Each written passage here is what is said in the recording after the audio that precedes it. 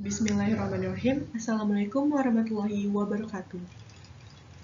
Sebelumnya, perkenalkan saya Alfira Faduna dengan NIM 2107113605 dari jurusan Teknik Kimia Universitas Riau akan membahas mengenai absorpsi penukar ion dengan dosen pengampu Ibu Dr. Desi Halvina, STMT. Nah, pada kesempatan kali ini saya akan membahas 4 poin. Yang pertama mengenai latar belakang, yang kedua mengenai tinjauan pustaka, yang ketiga mengenai review jurnal, dan yang keempat kesimpulan dan saran.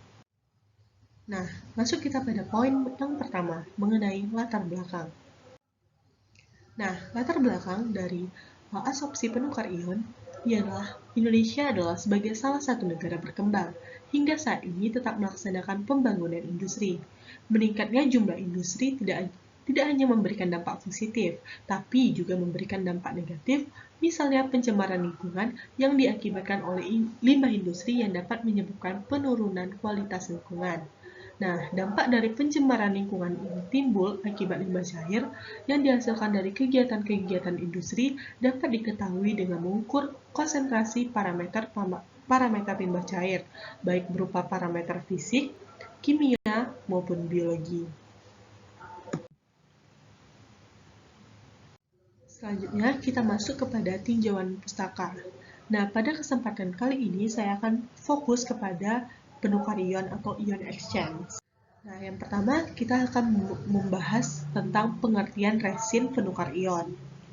Nah, ion exchange atau resin penukar ion dapat didefinisikan sebagai senyawa hidrokarbon terpolimerisasi yang mengandung ikatan hubungan silang atau cross-linking serta gugusan fungsional yang mempunyai ion-ion yang dapat dipertukarkan. Yang kedua, kita membahas mengenai resin berdasarkan gugus fungsional. Nah, berdasarkan gugus fungsionalnya, resin dibedakan menjadi dua, yaitu resin penukar kation maupun resin penukar anion. Nah, resin penukar kation adalah suatu resin penukar kation adalah sebagai suatu polimer berbobot yang bermolekul tinggi. Sedangkan resin penukar anion adalah suatu polimer yang mengandung gugus-gugus amino. Nah, setelah kita membahas mengenai resin penukar ion, resin berdasarkan gugus-gugus fungsional, kita akan bahas mengenai resin penukar ion. Nah, resin penukar ion merupakan salah satu metode pemisahan menurut perubahan gugus-gugus kationnya. Nah, resin penukar kation, maka kation yang terikat akan digantikan oleh kation yang dilewatkan. Begitupun resin penukar anion, maka anion yang terlepas akan digantikan oleh anion pada larutan yang dilewatkan. Selanjutnya, kita membahas mengenai syarat-syarat dasar resin. Nah, syarat-syarat dasar resin bagi suatu resin yang berguna adalah ini dia, yang pertama, resin itu harus cukup terangkai silang. Nah, yang kedua, resin itu harus cukup hidrofolik. Dan yang ketiga, resin harus menggunakan cukup banyak gugus-gugus penukar ion. Dan yang terakhir, resin yang sedang mengembang harus lebih besar rapatannya daripada air. Selanjutnya, pertukaran ion reaksi. Nah, pertukaran ion reaksi adalah salah satu kelas reaksi kimia antara dua senyawa yang masing-masing terdiri atas spesies yang dibebankan positif dan negatif atau yang disebut dengan ion, yang melibatkan pertukaran ion satu atau lebih komponen ionik. Ion adalah atom atau kelompok atom yang menanggung positif atau negatif muatan listrik. Nah, selanjutnya ada macam-macam ion exchange, yaitu yang pertama ada penukar ion dengan kolom ganda dan alat penukar ion kolom tunggal atau unggun campuran. Nah, setelah kita membahas tentang tinjauan pustaka tentang ion exchange, kita masuk kepada poin yang ketiga mengenai review jurnal. Nah, pada kesempatan kali ini saya akan membahas 3 jurnal. Yang pertama, jurnalnya berjudul Penyisihan Kontaminan dari Air Limbah Hasil Daur Ulang Baterai LiFePO4 atau LPF menggunakan penukar ion resin kation Amberlite HPR 1100Na dan resin anion Dolex Marathon A. Nah, latar belakang dilakukannya penelitian ini adalah baterai ion litium atau yang dikenal juga dengan lithium ion battery atau Li-ion merupakan jenis baterai yang saat ini banyak diaplikasikan pada peralatan elektronik, terutama yang membutuhkan pengisian daya ulang. Nah, pengolahan air daur ulang baterai dilakukan untuk mengambil airnya dan digunakan kembali dalam proses, sehingga terjadi efisiensi penggunaan air yang signifikan. Nah, dalam rangka menuju tujuan tersebut, perlu ditinjau berbagai metode pengolahan air limbah, khususnya penghilangan kandungan logam dalam air daur ulang baterai. Nah, pada eksperimen ini dipelajari penukar ion dengan resin kation dan anion untuk menghilangkan kandungan ion logam dalam limbah artifisial. Nah, dan diharapkan dapat dikembangkan sebagai proses pengolahan air hasil daur ulang baterai LPF secara kontinu. Nah, setelah kita bahas mengenai latar belakang dari dilakukannya penelitian ini, kita bahas metode penelitian. Nah, metode penelitian itu terdiri atas bahan dan alat. Nah, bahan-bahan yang digunakan pada penelitian ini adalah air limbah artifisial hasil daur ulang baterai LPF yang terbuat dari lithium hidroksida, silika gel, natrium hidroksida, asam fosfat, dan air denerimalisasi. Resin kation amberlite HPr 1100Na dengan dalam bentuk ion Na+, dan resin anion Dowex marathon A dalam bentuk ion C-. Nah, alat-alat yang digunakan adalah shaker water bar, pengatur kecepatan putaran, ada Erlenmeyer, ada micropipette, serta pH atau TDS meter. Nah, selanjutnya kita masuk kepada cara penelitian. Yang pertama, pembuatan limbah artifisial. Nah, limbah artifisial dibuat berdasarkan data air limbah yang dihasilkan dari proses daur ulang litium dan mineral dari baterai jenis LPF. Nah, limbah artifisial ini mengandung lithium hidroksida, silika gel, natrium hidroksida, dan asam fosfat dengan konsentrasi yang digunakan sesuai dengan limbah yang ada. Nah, selanjutnya kita akan masuk kepada pre-treatment resin. Nah, pada pre-treatment resin ini, resin kation yang digunakan pada penelitian ini adalah amberlite HPr 1100Na dan mempunyai ionik Na+. Sedangkan resin anion yang digunakan adalah Dowex marathon A yang mempunyai bentuk ionit Cl-. Nah, kedua resin tersebut dipilih berdasarkan peninjauan kapasitas tukar atau exchange capacity yang mana keduanya memiliki kapasitas tukar tertinggi dibandingkan seri resin lainnya. Nah, sebelum resin amberlite HPr 1100Na digunakan, resin tersebut harus diaktifasi terlebih dahulu dengan cara mencampurkannya dengan larutan asam klorida 2% untuk mengganti bentuk ion resin kation amberlite HPr 1100Na dari Na+ menjadi H+. Sedangkan untuk resin anion diaktifasi dengan cara dicampurkan dengan larutan natrium hidroksida 2% untuk mengganti bentuk ion resin anion Dowex marathon A dari Cl- menjadi OH-. Nah, resin kemudian dicuci dengan air demineralisasi. Karakteristik resin kation dan resin anion yang digunakan tersaji pada tabel. Nah, yang ketiga kita akan membahas tentang absorpsi air limbah artifisial secara batch. Nah, pada absorpsi secara batch dilakukan pada 6 buah Erlenmeyer 250 ml yang masing-masing diisi air limbah artifisial sebanyak 100 ml. Nah, kemudian Erlenmeyer diletakkan dalam shaker water bath. Nah, absorpsinya dilakukan dengan menggunakan resin kation amberlite HPr 1100Na dan resin anion Dowex marathon A yang dimasukkan ke masing-masing Erlenmeyer. Nah, selanjutnya metode analisis. Nah, analisis kation pada air limbah sebelum dan setelah absorpsi dilakukan dengan alat Indovisible Coupled Plasma Optical Emission Spectrometer atau ICP-OES.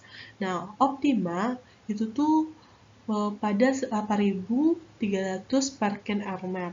Nah, tahap kedua yakni analisis dalam mengadsorpsi ion logam yang terdapat dalam limbah artifisial.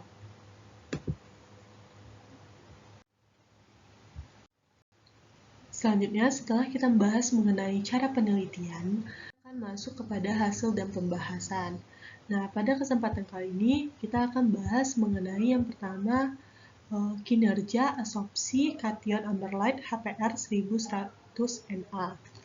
Nah, kita lihat pada grafik, itu gambar 2, presentasi penyisian dari gambar A itu ion litium, yang B itu ion silika, dan C ion natrium setelah proses adsorpsi menggunakan resin kation amberlite HPR 1100 Na.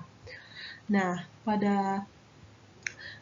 pada grafik itu tuh dapat kita simpulkan bahwa persentasi penyisian ion litium dan natrium untuk massa amberlite HPR 1100 Na masing-masing sebesar 5 gram per 100 ml dan 100 gram per 100 ml cukup tinggi, yakni di atas 90%. Nah, itu tuh pada menitnya ke-10 dan sesudahnya. Meskipun nilai ini masih rendah pada dosis adsorban 1 gram per 100 ml, hal ini dapat mengidentifikasi bahwa resin kation amberlite HPR 1100 Na sangat baik untuk menyerap ion litium dan natrium. Meskipun demikian, persentase penyisihan silika terlihat masih relatif rendah, yaitu berkisar antara 20–80%. Selanjutnya, berdasarkan gambar 2 ini, kita juga dapat melihat bahwa penggunaan adsorban sebanyak 10 gram pada litium dan natrium tercapainya persentase penyisihan maksimum relatif lebih lambat dibandingkan dengan adsorban 1 dan 5 gram. Nah, fenomena ini menunjukkan adanya kemungkinan bahwa rasio padatan dan cairan mempengaruhi proses pertukaran ion. Nah, dalam eksperimen ini, penggunaan massa adsorban 1 dan 5 gram relatif tidak memberikan perubahan yang signifikan terhadap pola aliran akibat pengadukan. Nah, namun demikian, saat adsorban sebanyak 10 gram digunakan, terdapat kemungkinan pula pada proses pengadukan menjadi lebih berat untuk kecepatan pengadukan yang konstan. Nah, pada penelitian sebelumnya menunjukkan bahwa transfer massa akan lebih baik pada aliran turbulen. Nah, di sisi lain, semakin tingginya rasio padatan dan cairan dapat berpengaruh pada pola aliran yang terjadi akibat pengadukan. Nah, berdasarkan penelitian yang dilakukan oleh Bong DKK 2019, koefisien transfer massa akan meningkat dengan semakin tingginya rasio padatan cairan, tetapi akan menurun apabila rasio tersebut menjadi terlalu tinggi. Selanjutnya, kita akan membahas hasil dan pembahasan mengenai persentase penyisihan dari ion fosfat PO4-gamin setelah proses adsorpsi dengan adsorban Dowex Marathon A. Nah, pada gambar 3 yang telah ditampilkan pada PPT, itu tuh dapat menunjukkan bahwa persentase penyisihan dari kandungan ion fosfat pada variasi massa resin 5 gram per 100 ml dan 100 gram per 100 ml menunjukkan persentase penyisihan yang cukup optimal, yaitu pada variasi massa resin 5 gram per 100 ml. Nah, persentase penyisihan mencapai rentang pada 82–83%. Nah, pada variasi massa 10 gram per 100 ml, persentase penyisian dapat mencapai 100% pada menit ke-30. Hal ini dapat mengindikasikan bahwa resin anion Dowex Marathon A memiliki performa yang optimal untuk menyerap ion fosfat. Nah, juga pada gambar 3, kita tuh peristiwa yang sama yang terjadi ditunjukkan pada gambar 2 yang tadi. Pada penggunaan adsorban Dowex Marathon A dengan variasi massa 10 gram per 100 ml, persentase penyisihan yang optimum pada ion fosfat lebih lambat dibandingkan dengan variasi massa adsorben 1 gram per 100 mili dan 5 gram per 100 mili. Nah, fenomena ini menunjukkan adanya kemungkinan bahwa rasio padatan adsorben dan cairan limbah yang terdapat pada air Lamier akan mempengaruhi proses pertukaran ion. Nah, dalam eksperimen ini, penggunaan massa adsorben 1 dan 5 gram relatif tidak memberikan perubahan yang signifikan terhadap pola aliran akibat pengadukan. Selanjutnya, setelah kita membahas tentang performa adsorpsi resin anion Dweck Marathon A, kita akan bahas tentang model isoterm adsorpsi dan kinetika adsorpsi. Nah, di gambar 4 itu tuh terdapat data eksperimen fitting Langmuir isoterm pada ion. Yang pertama, gambar A itu ada litium, B natrium, yang C ada silika, dan D ada fosfat. Nah, model isoterm adsorpsi Langmuir dan Fred-Dulwich itu tuh digunakan untuk mempelajari kesetimbangan adsorpsi logam atau kation pada resin. Nah, kedua model ini dilaporkan cukup baik untuk diterapkan pada proses adsorpsi di fase cair. Nah, pada permodelan isoterm adsorpsi ini tidak disajikan data untuk silika. Nah, berdasarkan evaluasi persentase penyisian yang telah dihitung, menunjukkan bahwa persentase penyisian dari silika tidak cukup optimal. Nah, jadi berdasarkan gambar ini, gambar data tabel fitting Langmuir isoterm pada ion litium, natrium, silika, dan fosfat. Adsorpsi keempat ion ini pada air limbah artifisial oleh penukar ion resin kation Amberlight HPR 1100 Na dan Dweck Marathon A yang sesuai dengan pola adsorpsi isotermal Langmuir mengindikasikan bahwa pola adsorpsi isotermal Langmuir hanya berlangsung pada satu lapis atau monolayer dan situs permukaannya bersifat homogen karena masing-masing situs aktif hanya dapat mengadsorpsi satu molekul. Nah, data eksperimen kemudian dievaluasi dengan model adsorpsi isoterm Langmuir untuk menentukan parameternya. Nah, selanjutnya pada fitting data digunakan fitting data menggunakan model kinetika visio first order atau pseudo second order. Ini menggambarkan bahwa PSO menunjukkan kesesuaian yang baik dengan data eksperimen. Nah, dalam proses adsorpsi, pendekatan terhadap kinetika proses sering didekati dengan PFO dan PSO. Hasil ini juga sejalan dengan penelitian lain. Nah, kesesuaian itu lebih cocok kepada PSO dengan data. Nah, perbandingan parameternya dapat dilihat nanti pada tabel. Adapun grafik model itu tuh akan disampaikan pada tabel 5. Selanjutnya, model isoterm adsorpsi dan kinetika adsorpsi itu yang paling tepat adalah isoterm Langmuir dan Fred-Dulwich dengan pendekatan PSO. Selanjutnya, kita akan membahas hasil adsorpsi air limbah artifisial terhadap baku mutu air limbah. Nah, dapat dilihat pada tabel 6, data konsentrasi air limbah artifisial setelah proses adsorpsi secara batch pada variasi massa resin 10 gram dan baku mutu tiap komponen.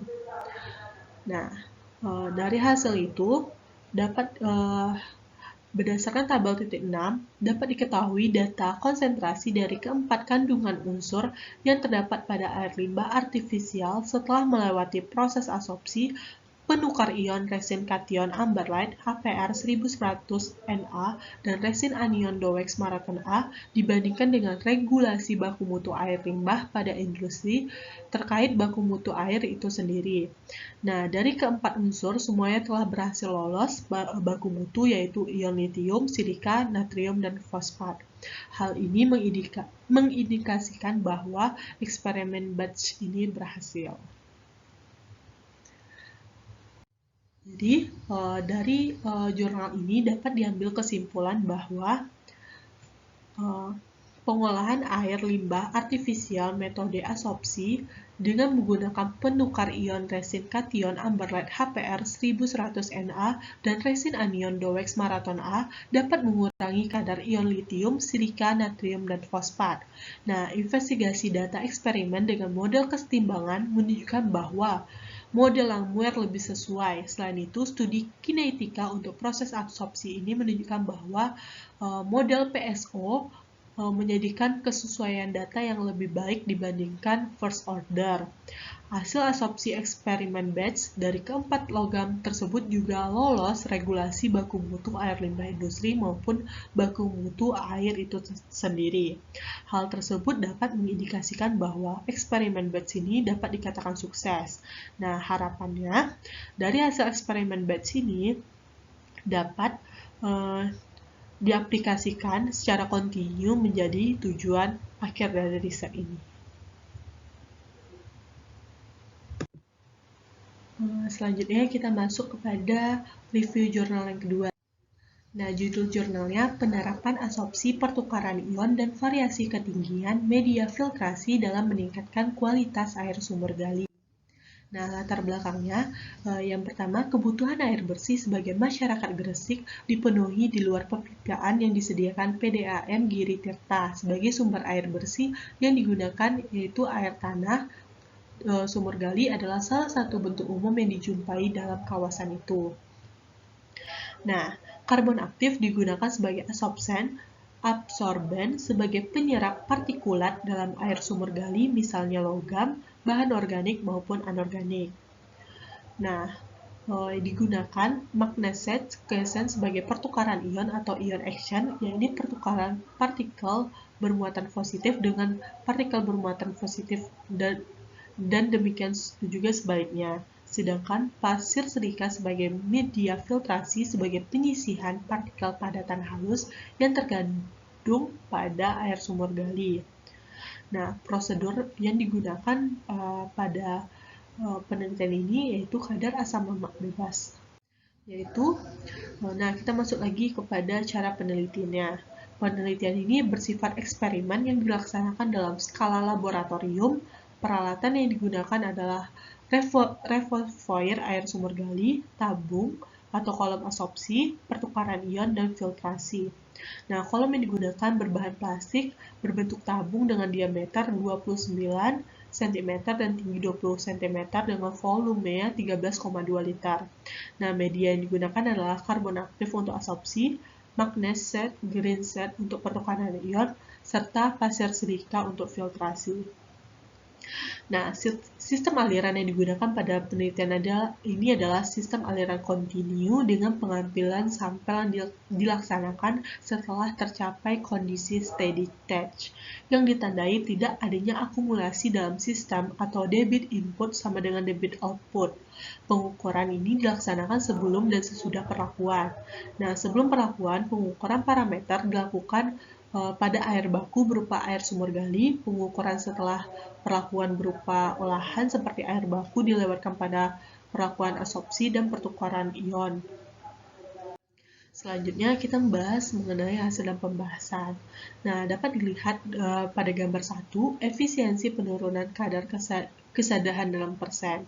Nah, hal ini dalam grafik ini dapat kita lihat efisiensi penurunan parameter kesadahan semakin lama selang waktu dengan perlakuan adsorpsi, pertukaran ion, dan filtrasi semakin naik.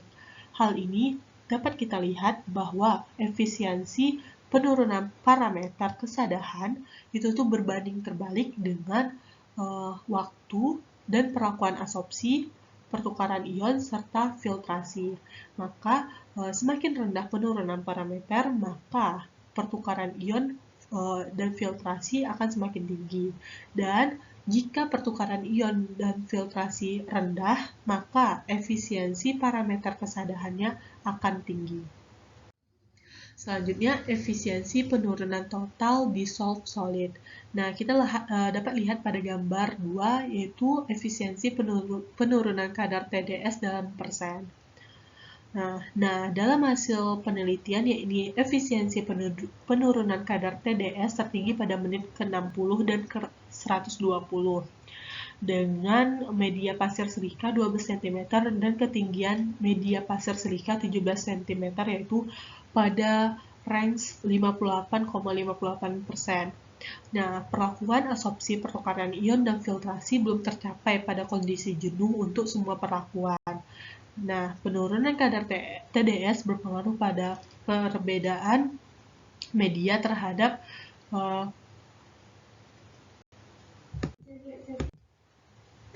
penyisian TDS.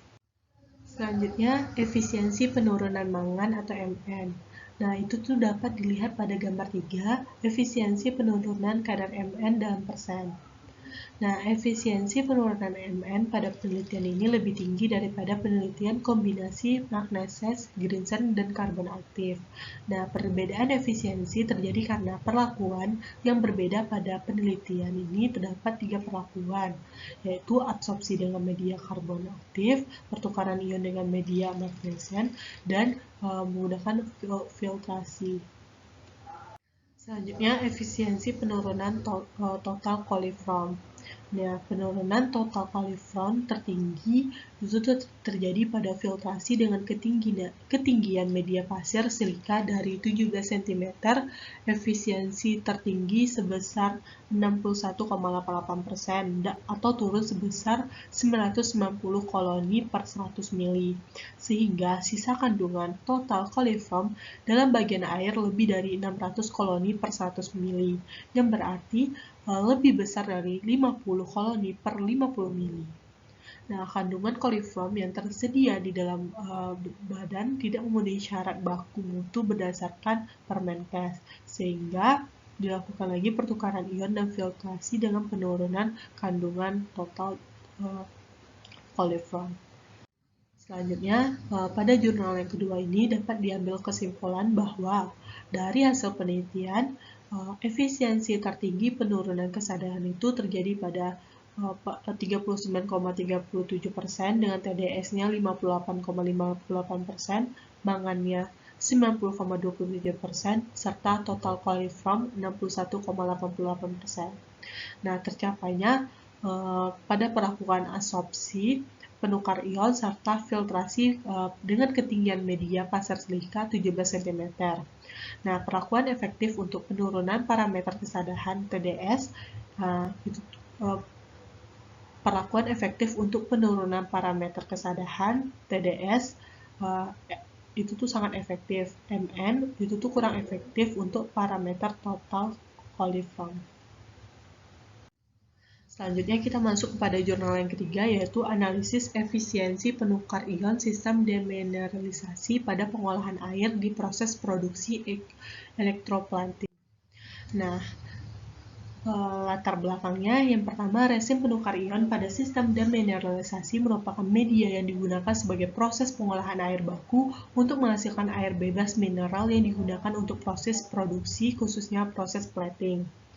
Nah, resin penukar ion ini berfungsi untuk mengambil ion pengotor air baku yang tidak dibutuhkan dan dapat mempengaruhi durabilitas alat proses dengan cara reaksi pertukaran ion yang mempunyai tanda muatan sama antara air sebagai bahan baku dan resin sebagai penukar ion yang dilalui, di mana kation resin akan menukar kation pengotor pada air baku dan anion resin akan menukar anion pengotor pada air baku.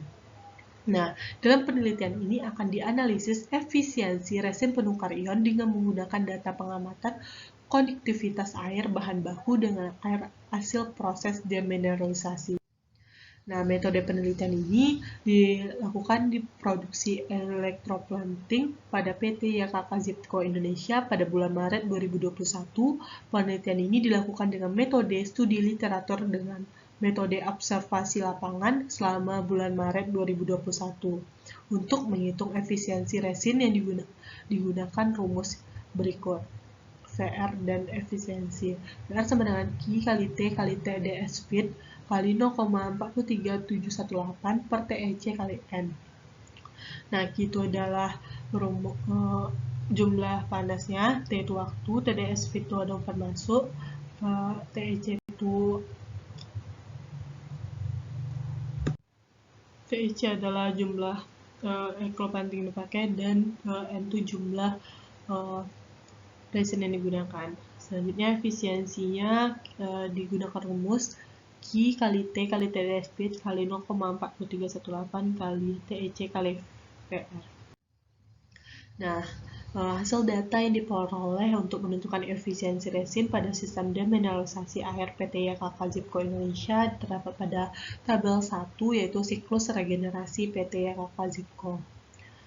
Itu tuh dimulai pada tanggal 1 Maret tahun 2021 dan berakhir pada 31 Maret 2021 dengan awal umpan volume chemical HCl yang digunakan 160 dan NaOH-nya 180 liter, sementara dan sampai pada tanggal 31 sama digunakan juga volume HCl-nya 160 liter dan NaOH-nya 180 liter.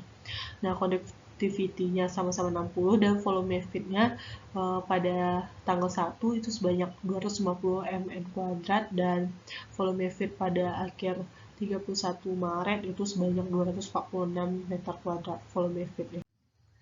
Nah, selanjutnya dalam tabel siklus regenerasi PT YKK Zipco ini dapat kita amati bahwa dalam pengolahan air, penukaran ion merupakan metode umum yang digunakan dalam pelunakan air, demineralisasi atau pengambilan kembali ion-ion logam yang terdapat dalam air. Nah, bahan penukar ion merupakan struktur yang organik atau anorganik yang berupa gugus-gugus fungsional berpori. Nah, kapasitas penukar ion ditentukan oleh jumlah gugus fungsional per satuan massa resin. Nah, penukar ion positif atau resin kation adalah resin yang dapat mempertukarkan ion-ion positif, dan pertukaran ion negatif ialah resin-resin yang dapat mempertukarkan ion-ion negatif. Nah, resin kation mempunyai gugus fungsional asam seperti sulfonat, sementara resin anion mempunyai gugus fungsi basa. Nah, resin penukar ion dapat berbentuk gugus fungsi asam, asam kuat, asam lemah, basa kuat, dan basa lemah. Nah, berdasarkan data yang diperoleh, perhitungan kapasitas resin penukar ion didapatkan hasil efisiensi untuk resin kation yang ini memiliki nilai 51,41% dan nilai efisiensi untuk resin anion yang ini memiliki nilai 83,47%. Nah, pada nilai efisiensi resin kation memiliki nilai yang jauh lebih rendah dari nilai resin anion. Nah, nilai efisiensi kation kecil dari 80%, di mana nilai efisiensi yang baik diperoleh pada 80%. Hal ini dapat disebabkan karena kondisi resin yang sudah jenuh penggunaannya sehingga memerlukan pemeliharaan lebih lanjut, yakni dengan cara pembilasan dan regenerasi dengan larutan HCl 32%. Nah, dan apabila resin tetap tidak berfungsi secara maksimal, maka sebaiknya dilakukan pergantian terhadap resin kation. Nah, nilai efisiensi yang diperoleh pada resin anion adalah besar dari 80%. Hal ini dapat menunjukkan bahwa sistem pertukaran ion pada resin anion masih sangat baik dan efisien. Selanjutnya ada kesimpulan.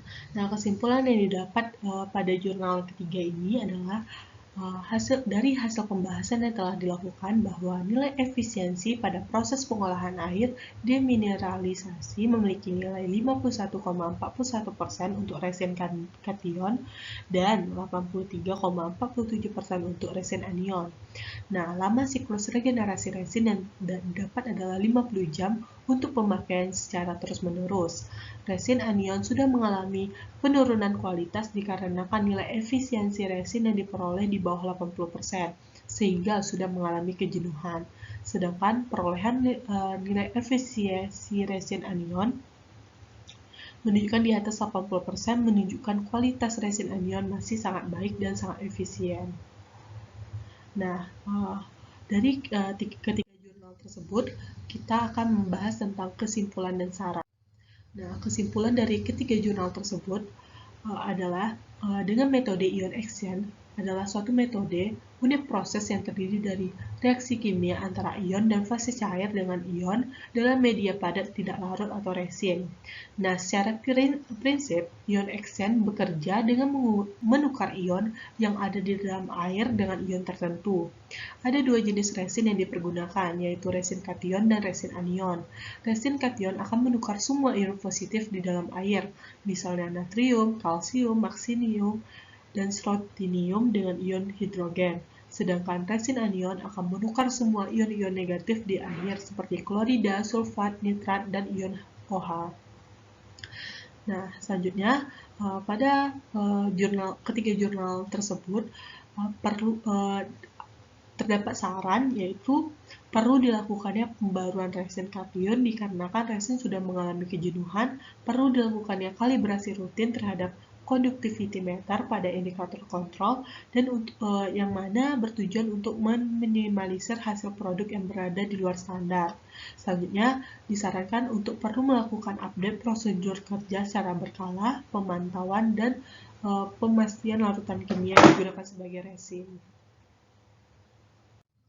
Mungkin hanya itu saja yang dapat saya jelaskan pada video review jurnal asopsi kali ini. Saya Olivia Fadona dengan NIM 21071133605. Mohon maaf apabila ada kesalahan. Saya akhiri billahi taufiq wal hidayah. Wassalamualaikum warahmatullahi wabarakatuh.